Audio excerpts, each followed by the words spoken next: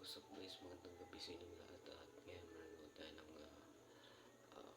kamukha talaga ng isang artista at kalukulit talaga niya at musbong ito sa Cavite. Naniniwala ba kayo sa kasabihan na talagang may binubuhay yung Diyos na parang kamukha talaga natin at ito guys, itong kamukha ni Rico yan guys, kamukha niya pero sa ibang panahon siya parang binuhay.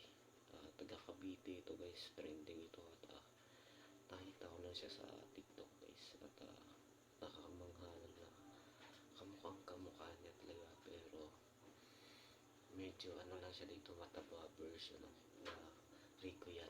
Alam niyo ba si Rico yan, yung artista na sikat dati sa mga pelikula na ano nung medyo ano na ako nung nagkamulat na ako nung kabataan ko.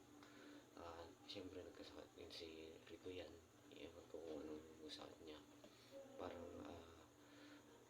sa puso ata yun. Kaya siya na namatay.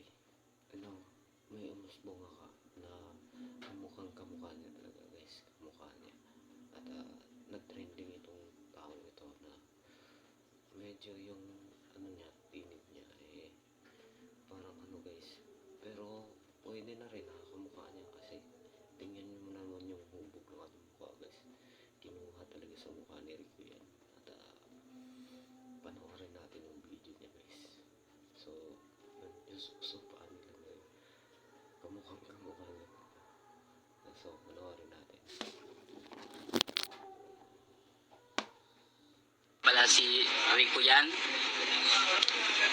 Rico yan na taga Cavite. Si Rico yan. Mukha ko ba? Mukha ko ba si Rico yan? Ako nga pala si Nakita niyo yun. Kamukha niya talaga. Kamukha niya talaga. Pero yung tinig niya, iba na yung tinig niya, parang binago na. No? Pero still parang si Rico yan talaga.